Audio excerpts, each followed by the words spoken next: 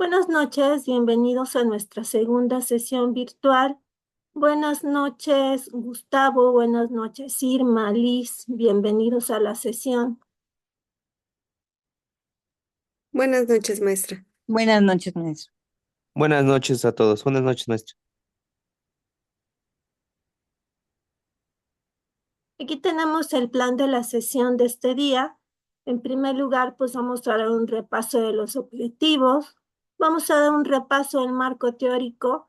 Aquí vamos a dar un repaso en cuanto a selección de fuentes.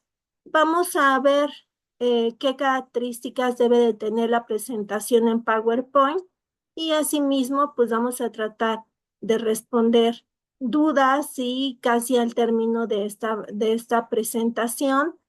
Por lo tanto, les voy a pedir a los asistentes que vayan anotando sus dudas en su computadora, en una hojita, para que al término de esta sesión, pues demos respuesta a muchas de sus preguntas. Recordar que al preguntar, pues le ayudan también a sus demás compañeros que tienen dudas similares. Aquí tenemos en primer lugar, sí, qué serían los objetivos. Objetivos de la investigación indican el punto de llegada, lo que queremos lograr. Se redactan con un verbo en infinitivo, es decir, aquellos que terminan en ar, el, ir. Incluyen las variables objeto de estudio que serán medidos. Contienen un logro, el lugar y el tiempo. Aquí encontramos algunos ejemplos de verbos que podemos utilizar dentro de nuestros objetivos. Estaría, por ejemplo, describir, estaría verificar, diseñar, analizar, definir, etc. El objetivo general va a expresar el fin concreto de la investigación en correspondencia directa con la formulación del problema. Aquí tenemos esta pregunta: ¿cuál es la incidencia del ser humano en el aumento de la contaminación del río Atoyac en Puebla? Y tenemos como objetivo determinar la incidencia del ser humano en el aumento de la contaminación del río Atoyac en Puebla. En este ejemplo, pues nos podemos dar cuenta, sí, de esta correspondencia que existe entre las preguntas de investigación y los objetivos, sí, debe de existir como tal una concordancia, una vinculación, y a partir de estas preguntas, que recuerden que al inicio de una investigación siempre pasamos por una etapa de problematización. A partir de estas preguntas, pues yo puedo empezar a redactar mis objetivos, que serían las metas dentro de una investigación. Acá nuevamente está esta explicación, cuál sería la relación entre las preguntas y los objetivos. En una investigación, el objetivo general constituye el logro que permite dar respuesta a la pregunta de investigación. Por cada pregunta de investigación debe de existir un objetivo que contribuya a dar respuesta a esa pregunta. Pregunta: ¿cuál es la situación actual del personal del Hospital General en Puebla en materia de satisfacción personal? Objetivo general: describir la situación actual del personal del Hospital General en materia de satisfacción personal. Vamos a estar colocando como tal nuestro verbo en infinitivo al inicio. Recordar que los objetivos pues serían frases cortas, en lugar de estar considerando como tal párrafos, son frases cortas. Asimismo, pues vamos a tener únicamente un verbo, sí, en este caso, pues sería el verbo describir al inicio. No vamos a estar colocando una serie de oraciones en conjunto, sino más bien se trata de una única oración. Aquí tenemos nuevamente esta vinculación entre preguntas y objetivos. No sé si han visto en algunos videos que encontramos en YouTube. Ahí vamos a encontrar precisamente muchos ejercicios y en donde colocan en una primera columna las preguntas y en una segunda columna los objetivos. Aquí tienen como ejemplo: la gamificación mejora el rendimiento de los estudiantes de segundo año de bachillerato en el aprendizaje de las matemáticas. y después vamos a colocar como objetivo analizar la mejora del rendimiento de los estudiantes de segundo año de bachillerato a partir del uso de la gamificación en el aprendizaje de las matemáticas. ¿Sí? Entonces hay que revisar muy bien esta correspondencia que encontramos entre cada uno de los elementos de la investigación. ¿Cuáles serían entonces los elementos de los objetivos de investigación? En primer lugar, el verbo que indica el grado de complejidad de la investigación. Después tenemos el evento en estudio o el objeto de estudio, la unidad de análisis o los sujetos de estudio, el contexto del estudio donde se va a realizar y la temporalidad o ubicación en el tiempo. Si lo queremos ver como un ejemplo, pues aquí tenemos a continuación, dice comparar el personal médico que labora en los hospitales públicos de Puebla y el que labora en las clínicas privadas con respecto a su calidad de vida durante el periodo 2024. Verbo que indica el grado de complejidad del estudio, comparar. Evento de estudio, calidad de vida. Unidad de estudio, personal médico. Contexto, hospitales públicos y clínicas privadas de Puebla. Temporalidad 2024. Nos podemos dar cuenta que de esta forma también estamos señalando ciertos límites dentro de la investigación, estamos delimitando, sí, únicamente señalando pues lo que sería la unidad de estudio, el contexto, la temporalidad, son elementos que nos permiten delimitar nuestro proceso de investigación, ya no hacerlo tan amplio, sí, sino únicamente nos vamos a remitir a estas características o a estos elementos en particular. Los objetivos específicos indican los pasos que se han de realizar para alcanzar el objetivo general. Se derivan del objetivo general y contribuyen al logro de este. Aquí tenemos como ejemplo cuáles son las principales causas que provocan la contaminación de ríos en México. Y aquí tendremos que colocar, describir las causas que ocasionan la contaminación de ríos en México. ¿Cuáles son las actividades realizadas por los habitantes de Puebla que provocan más contaminación en el río Atoyac? Es decir, examinar las actividades realizadas por los habitantes de Puebla que provocan más contaminación en el río Atoyac. El objetivo general define dónde queremos llegar, el para qué. En cambio, los objetivos específicos definen las estrategias para alcanzar el objetivo general, es decir, el cómo. ¿Qué sería el marco teórico? El marco teórico es, en cierto sentido, una manera de prever cómo será este trabajo, ya que se debe de contar con ciertas ideas o teorías previas a la realización de la investigación. Este será el espacio en el que esas teorías o ideas se pondrán en cuestión o se van a analizar. La elaboración del marco teórico comprende dos etapas: la revisión de la literatura correspondiente y la adopción de una teoría o desarrollo de una perspectiva teórica. Aquí tenemos las funciones principales de la elaboración de un marco teórico dentro de una investigación. Nos ayuda a prevenir errores que se han cometido en otros estudios. Orienta sobre cómo habrá de llevarse a cabo el estudio. Amplía el horizonte del estudio y guía al investigador para que éste se centre en su problema, evitando desviaciones del planteamiento original.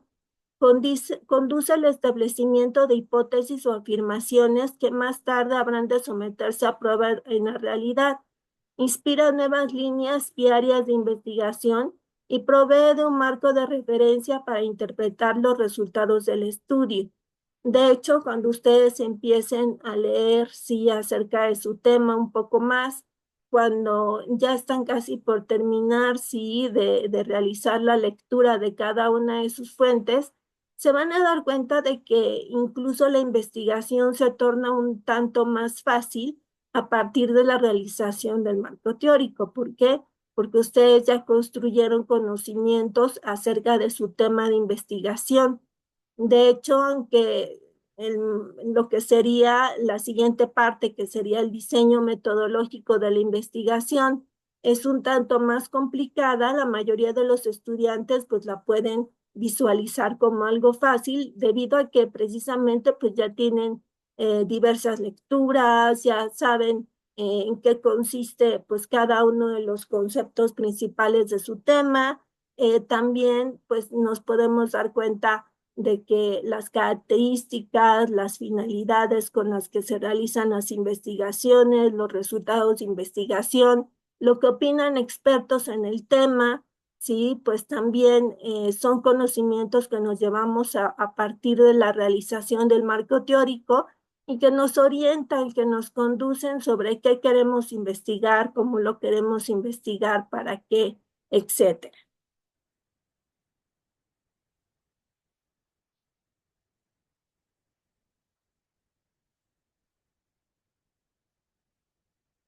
¿Qué podemos utilizar, sí, como fuentes para nuestro marco teórico?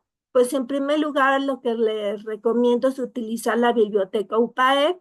Recuerden que pues aquí ya vamos a encontrar bases de datos, vamos a encontrar textos que son previamente seleccionados por expertos, y a partir de ello pues ya no tengo que hacer una validación tan estricta como cuando estoy buscando fuentes dentro del buscador general como Google, ¿sí? Cuando hacemos una validación, recordar que incluso algunos textos impresos también requieren dicha validación, no únicamente los textos digitales. Hay que ser estrictos, ¿sí? Cuando nosotros estamos elaborando una investigación en cuanto al uso de las fuentes. Estaría también como recomendación el Google Académico. Aquí podemos encontrar pues una serie de artículos, investigaciones, algo que nos puede ayudar en cuanto a encontrar las fuentes en una brevedad de tiempo pues mucho mayor. Pues sería el hecho de que podemos configurar nuestro correo de Gmail, sí, con las nuevas alertas que salen acerca de las publicaciones vinculadas con nuestro tema. A partir de estas alertas, pues yo puedo encontrar las fuentes más nuevas vinculadas con el tema que estoy indagando. Esta vinculación que puedo hacer por medio de mi correo de Gmail, pues es únicamente entrando a Google Académico. Ahí puedo encontrar esta configuración que hago con mi correo electrónico, y a partir de ello, pues ya me llegan a mi correo las fuentes más actuales acerca de mi temática que estoy investigando. Otras páginas serían, por ejemplo, los repositorios que podemos encontrar en línea acerca precisamente de tesis digitales.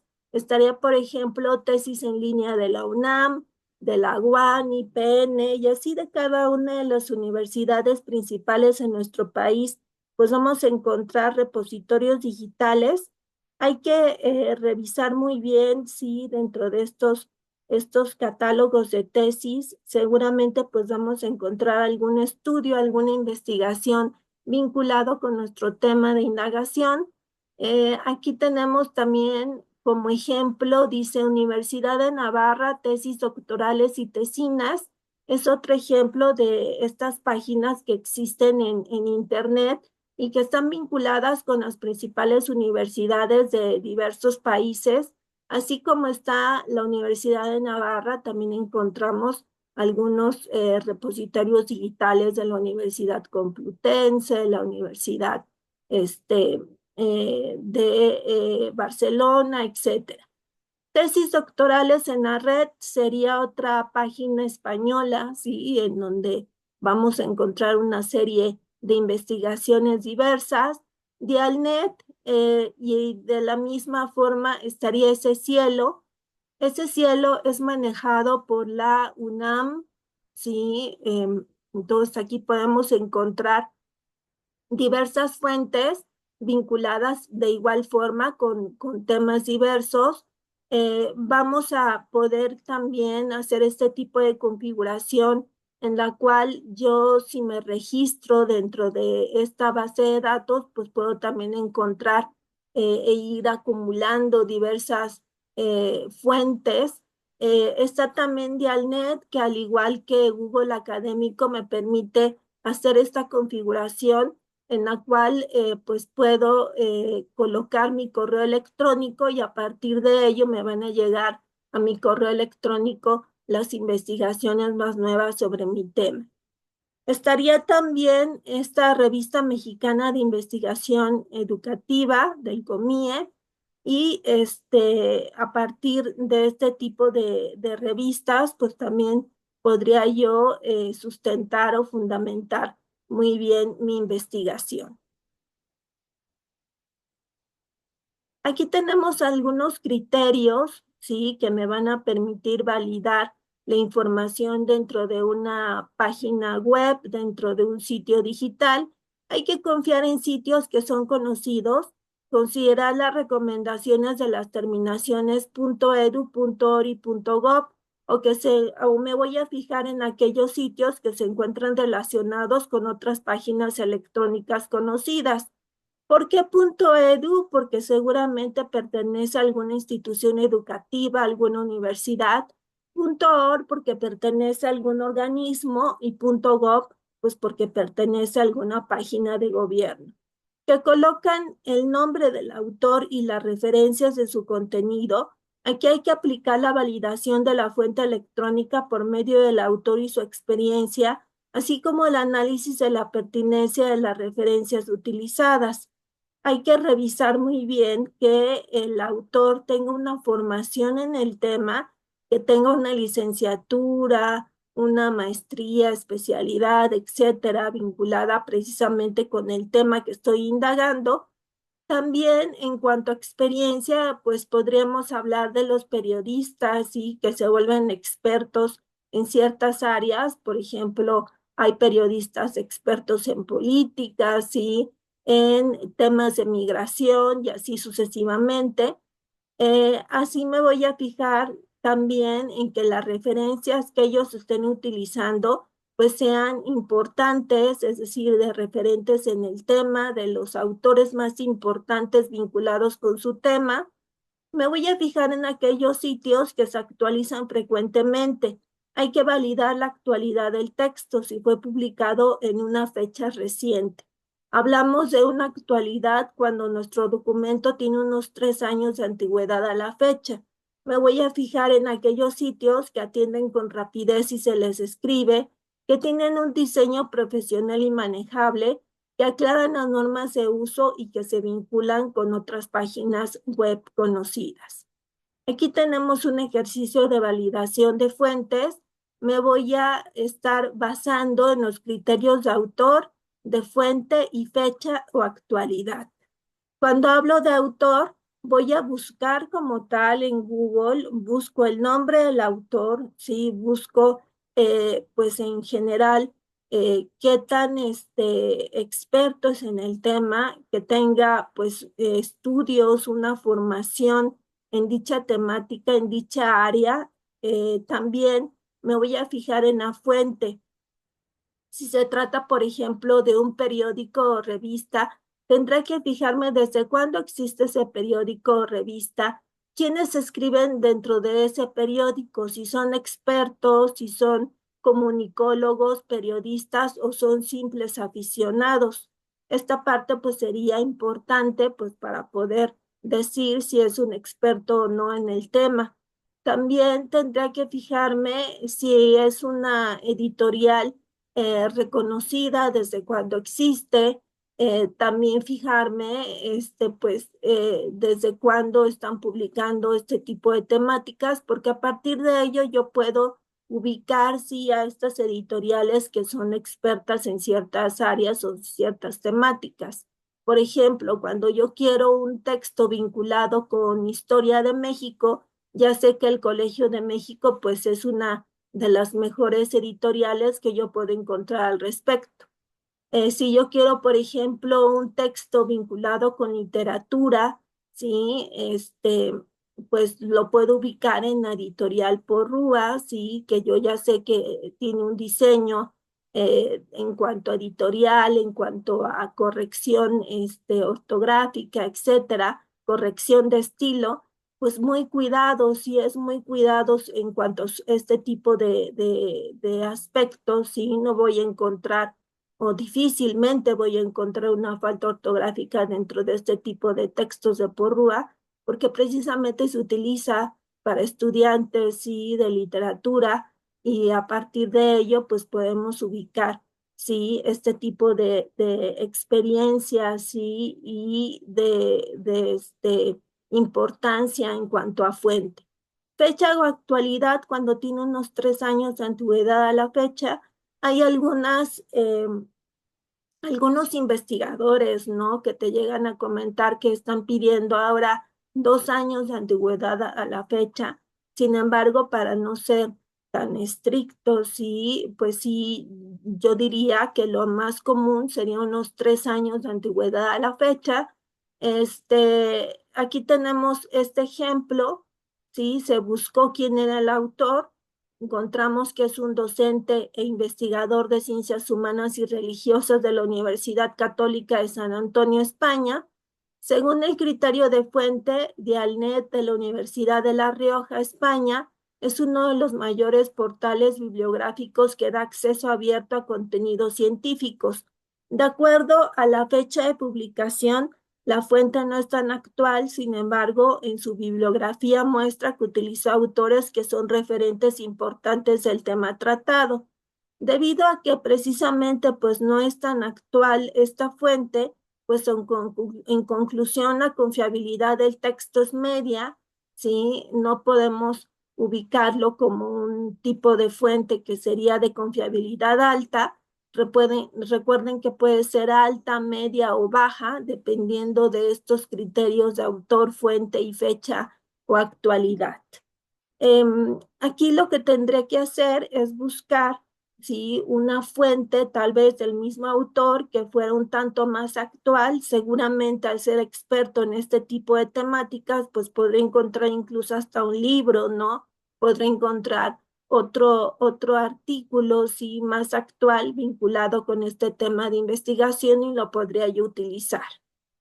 Aquí está entonces este tipo de validación de fuentes que podemos hacer a partir de la validación de estos tres criterios.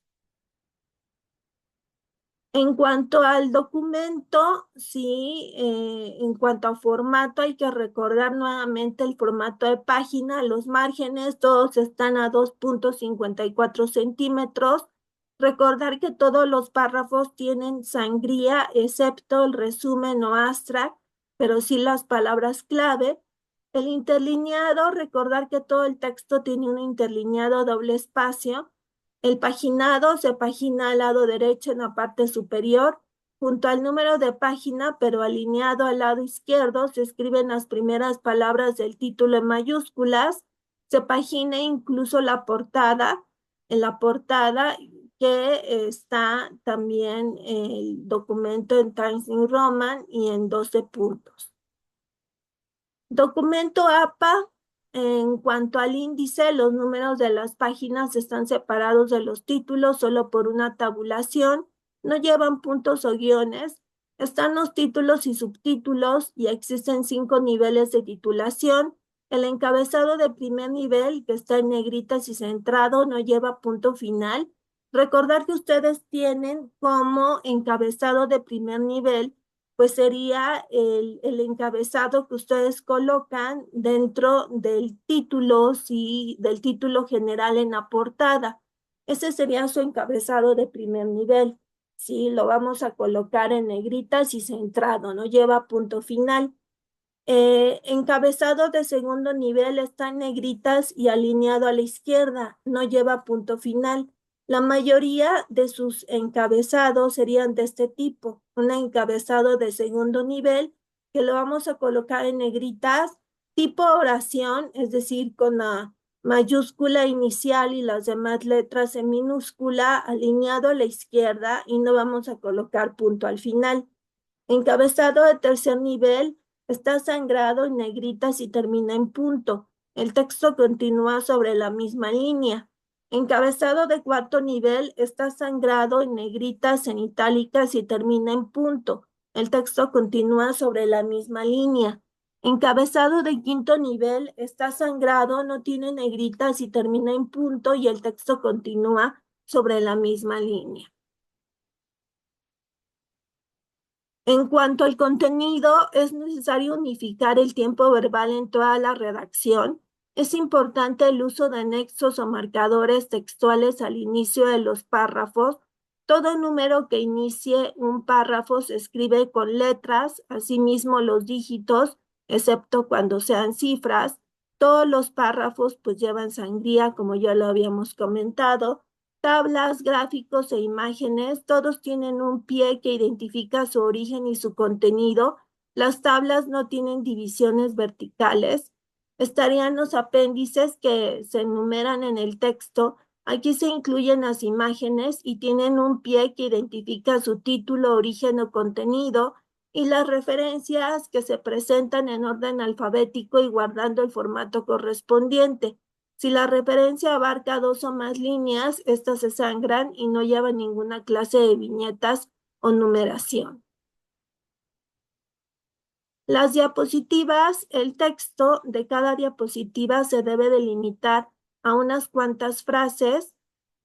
En general, cada diapositiva debe contener solo 6 líneas de texto con 6 palabras por línea. A no ser que se realice una cita textual, no deben incluirse párrafos en las diapositivas. Aquí tenemos un ejemplo, sí, dentro de esta diapositiva, sí, de una presentación.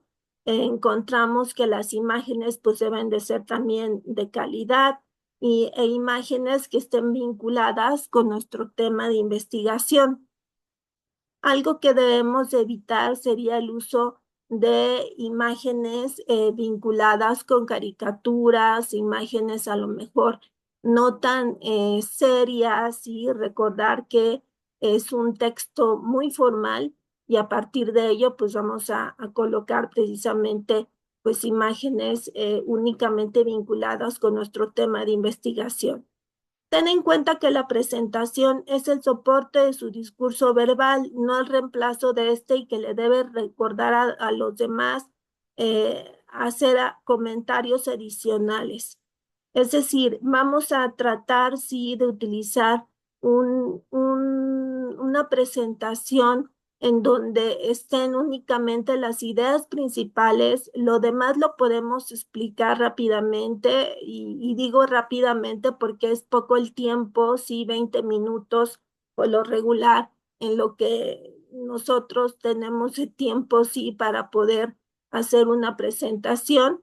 Por lo regular se trata de un tiempo que es muy común en cada una de las presentaciones de las universidades e incluso en algunas ponencias vamos a encontrar que son menos minutos o por lo regular son 10 minutos, sí, dentro de una ponencia, y por lo tanto pues sí debemos de ser pues muy concisos y muy concretos cuando nosotros hacemos este tipo de presentación. Ya los sinodales tienen el trabajo o el texto completo y a partir de ello pues ya pueden tener ahí detalle de cada uno de los elementos. No olvides simplificar, se debe volver a editar palabras innecesarias, utilizar únicamente palabras clave. Y aquí, por ejemplo, me doy cuenta de que me falta un signo de cierre de paréntesis. ¿Y por qué se los menciono? Porque nos vamos a dar cuenta que los errores se magnifican cuando se proyectan, ¿sí? Tal vez alguien dice, ay, pues únicamente se le olvidó el signo de paréntesis para cierre, ¿no? No hay ningún problema. Pero cuando se trata de un hecho, sí, tan formal, sí, de una situación en la cual, pues, únicamente yo soy la que voy a estar presentando, pues sí se magnifica, sí, este error. Las ayudas visuales como gráficas, mapas, dibujos y fotografías, entre otras, se deben utilizar para permitir a la audiencia visualizar conceptos que de otra forma resultarían difíciles de entender. Simplicidad, sí, a lo largo de la presentación hay que ser consistente en el tipo de letra, su tamaño y formato. Utilizar un tipo de letra que se entienda, que se comprenda, porque si utilizamos, por ejemplo, ahí algún tipo de letra manuscrita, sí, pues ahí va a estar difícil para las personas que estén hasta la parte de atrás, sí, o para algún sinodal que seguramente le cueste un poco de trabajo de leer la letra pequeña y manuscrito, pues imagínense cómo va a ser el problema en cuanto a la lectura de su diapositiva. Se debe usar un tipo de letra clara, fácil de leer, como Arial, Times New Roman, Tahoma o Verdana, así como fondos de pantalla sencillos. Yo les voy a proporcionar, de hecho ya lo tienen dentro de la semana 2, ahí tienen el formato de de la presentación que ustedes deben de hacer en PowerPoint. Es muy sencillo, si ustedes revisan, es muy sencillo el ejemplo, sí, es muy sencillo el formato. Si a alguien no le gusta este formato, pues lo puede cambiar, no hay ningún problema. Únicamente hay que fijarse en que sean fondos de pantalla sencillos, que no tengan un color estridente, sino que sean bastante formales y sobrios, ¿sí? En cuanto a color, en cuanto a composición, ¿sí? Entonces, esto sería en cuanto a simplicidad. Los expertos recomiendan colores muy oscuros para el texto y pasteles pálidos para el fondo, como amarillo claro, aunque algunos prefieren texto claro sobre fondo oscuro. Esto ya sería opcional, sí, ya depende de los gustos de cada persona. En cuanto a imágenes, hay que utilizar imágenes relacionadas con el tema. Para el proyecto educativo, tesis, etcétera, imágenes o fotografías del contexto en que se aplicó la indagación. Esto sería relevante porque ahí ya vamos a tener como tal, pues, la evidencia, sí, de nuestra investigación, sí, y al colocar estas imágenes o fotografías del contexto, pues le vamos a dar también realce a nuestra investigación. No usar imágenes infantiles de caricaturas o no relacionadas con el tema, se busca un estilo sobrio.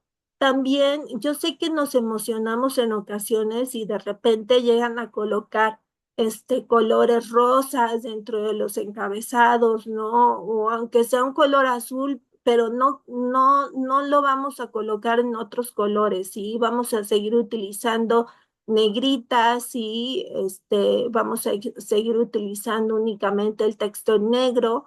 Sí, hay que usar imágenes de calidad si vamos a estar utilizando algunas imágenes. Las citas y referencias se debe establecer el respeto por los derechos de autor.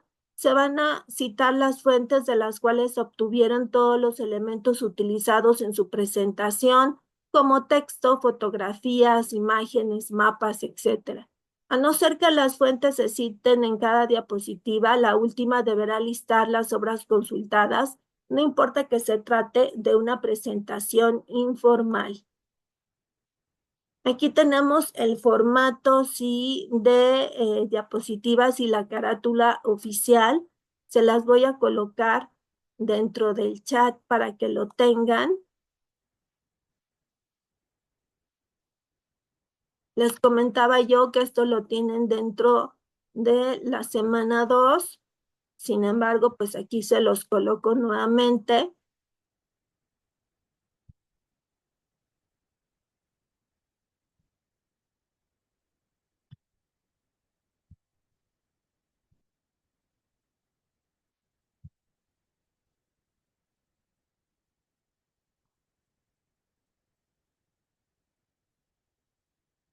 Hay que revisar si pues la estructura de la investigación estaría la portada oficial, si vamos a colocar el problema, la justificación y propuesta, que ya llevamos una cuartilla, el contexto, que serían de 2 a 3 cuartillas, los antecedentes, descripción del problema o necesidad a nivel mundial, nacional y regional, una cuartilla, Ya llevamos también pues la pregunta de investigación y los objetivos de investigación. Recordar que vamos a colocar la división en general y específicos, porque me enviaron algunas investigaciones en las que únicamente habían colocado objetivos, ¿sí? Y entonces aquí deberíamos de colocar la división en general y específicos.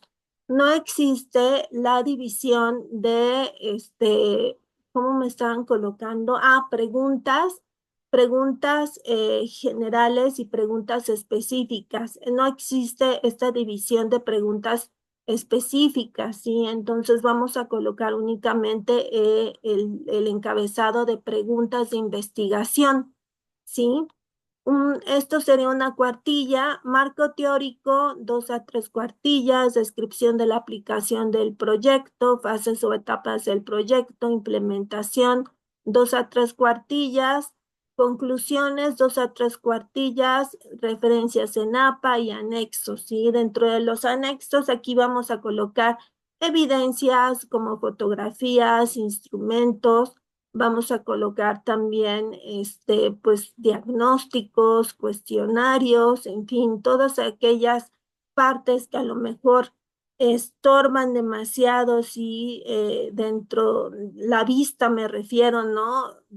Cuando colocamos, por ejemplo, un diagnóstico muy extenso, un test muy extenso dentro del mismo desarrollo del texto, en ocasiones sí llega a cansar demasiado la vista, ¿no? Porque estamos pasando y pasando las cuartillas y no llegamos a terminar. Entonces, pues sí sería como sugerencia el colocarlo dentro de anexos. Y pues aquí llegamos a la etapa de dudas. No sé si tengan alguna duda, alguna pregunta con respecto a lo que he estado comentando, o si tienen alguna duda adicional, a lo mejor con otra temática, pues también aquí estamos para resolverlas.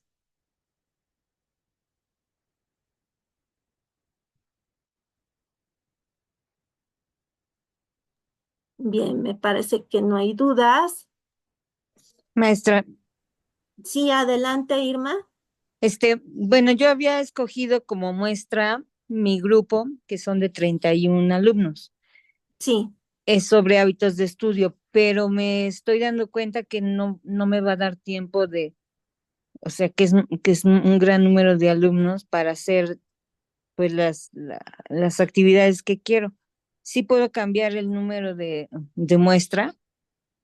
Sí, claro que sí. Ah, Y bueno, podría ser una muestra por conveniencia, ¿no? por conveniencia, sí, sí, sí, Sí, sí. muy bien. Bueno, gracias, maestra. Eso era todo. Sí, de nada, Irma. ¿Alguien tendrá alguna otra duda, alguna otra pregunta? Bien. Yo, maestra, también mi Adelante, Liz. selección de muestra, igual, había seleccionado a todo mi grupo, pero ahorita ya revisando los videos que nos sugiere, em, no sé si sea correcto elegir el muestreo de variación máxima.